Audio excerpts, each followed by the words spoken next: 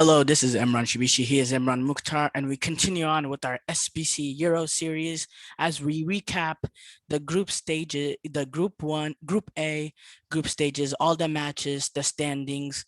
We'll be doing this for every single group, and we start off with Group A, which was contested between Italy, Wales, Switzerland, Turkey. As we pull up the standings here, Emran, you can see it, right? Yeah, I can see it. Let me make it full screen though. There. So Italy finished first. They were perfect. 3 wins, 0 draws, 0 lost.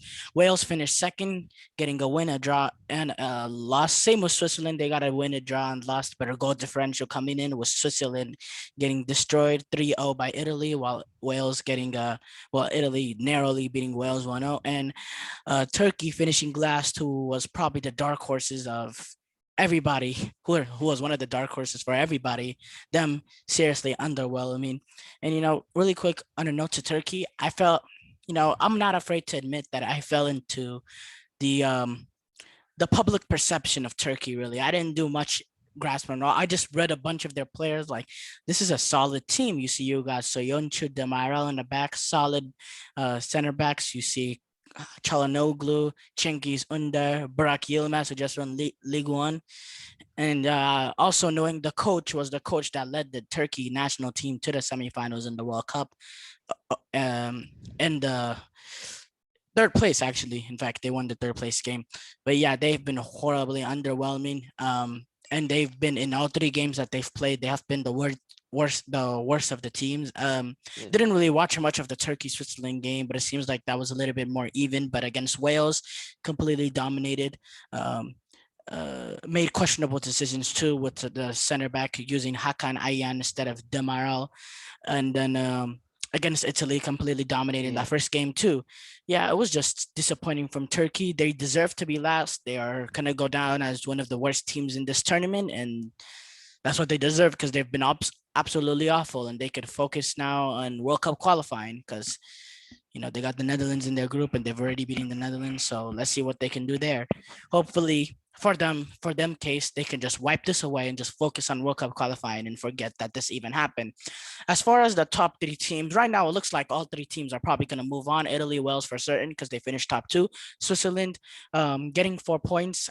4 points. I think it's gonna be comfortable for them. I think they're gonna see it their way through. I think there's definitely gonna be two third place teams that don't have 4 points. So yeah, Switzerland, I see them getting way through. And I think that this margin between Switzerland and Wales was not that much. It really came down to the fact that Wales got to play Italy in their last day, where Italy got to rest players, and Switzerland had to face Wales early on Switzerland had to face Italy early on when it was in question that Italy would They needed like the points. yeah, Italy needed the points. But yeah, and then as far as the Wales, they got the massive result that they needed against Turkey.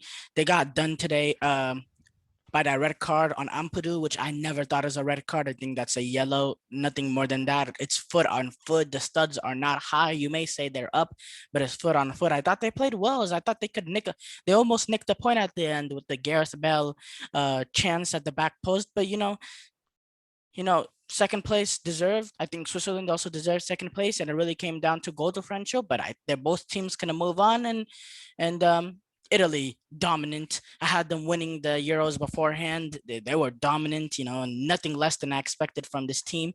Don't have, when a lot of people say they don't have superstars, I kind of cringe because like they're not superstars, maybe because they don't play in the Premier League, but they got you know, superstars when you look at Verratti, Insigne, Immobile.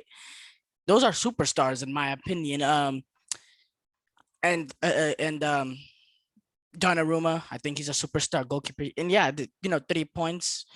It was dominant for them. The only thing that I'll be nervous about Italy is they didn't really face a test in the group stages, and I don't think they're gonna face one in the 16s either when they go to Wembley and play either Ukraine or Austria. So, you know, how are they going to handle going up against the first top team that they go up against? That remains to be seen. But as of right now, this is a different Italy side. They attack, they play well, and yeah, three they they're definitely a favorite to win this tournament, and Yeah, one of the they've favorites. backed me on me choosing them to win this tournament so far. Yeah, Italy really impressive. I mean, the way they played, like they dominated the first two games. Third game, I was concentrating more on the Turkey game, to be honest. So I didn't really see much of it. Like I still had it, but I wasn't really watching it. But Italy really impressed. The team I want to talk about is Wales. I mean, I picked them to finish third and go through to the qualifying round, and they impressed. I mean, especially the second game against who did they beat? Turkey. Yeah, Yeah, dominant. yeah, Turkey had a question. Turkey horrible defending, but great play, great game by Ramsey and Wales. yeah. I mean, they could have scored even more, but I mean, Bale, like that's a masterclass by him. He was amazing, even though he wasted the penalty. But I mean, like Turkey coming into the tournament, I thought like they were going to be a solid defensive team and keep games close, and they might nick it. We don't know. Like they have some talented players up front too, like with Çalhanoğlu. You said, like disappointing by Turkey definitely. Yeah, Switzerland, Çalhanoğlu. yeah, Çalhanoğlu. Oh, speaking of, I'm gonna go a from little bit AC rant. Milan, yeah, I'm gonna go a little bit of rant on Turkey. Burak Yilmaz, he had a great career. He got to play his tournament for Turkey. Can't be the number 9 for Turkey anymore. He gotta go. Çalhanoğlu, uh, I think he's like only like 27, 28, but horrible performance enough. He should still be in the tournament, but he's not a number 10. He's not a number 10. He should not be the number 10 of this team. He should not be the leader of this team. No. maybe on the Um, wing, maybe. no, I don't know, but he was a non-existent, and he did not be a leader that I thought he was. Never even really accused him of being a leader. Chingiz Under was one of the lively players in this team, and I think that he should get more and more into this Turkey team. I think he's one of the stars of this team, and I think he should. I think he's gonna be an giving Brendan Rodgers some questions next season, but because I think he's a talented player.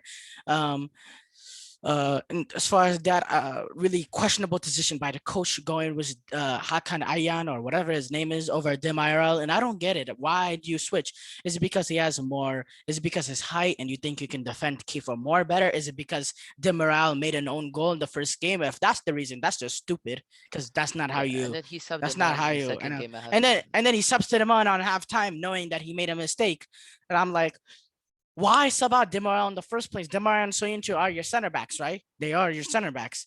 Why are you subbing them? Why are you subbing out one of them?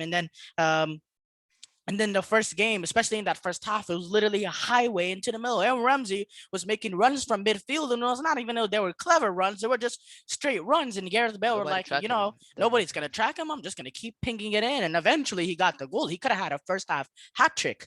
He could have had a first half hat trick. Yeah, it was awful, awful defending by Turkey.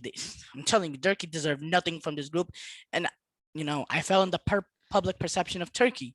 Um, Switzerland, they didn't play that bad in these group stages. The only thing I had a question marks was Safarovic, and he shut me up today with that great goal.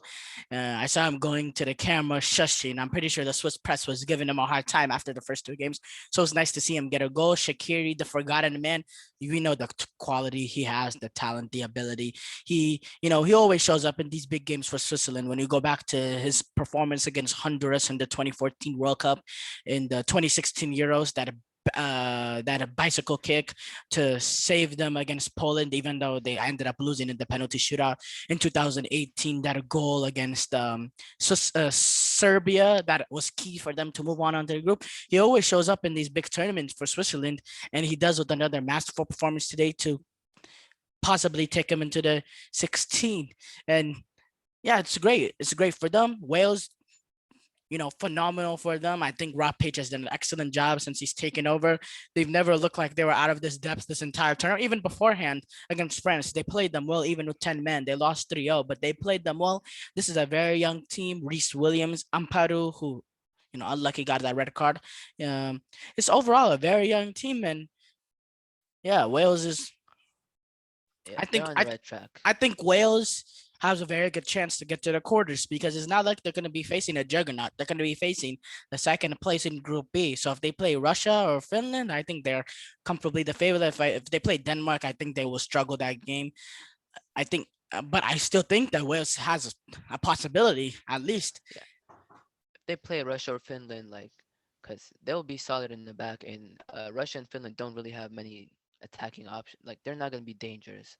enough for me to be for Wales to be scared of them. And then attacking like Wales on their day, Bale, Ramsey, Ramsey, like Kiefer Moore.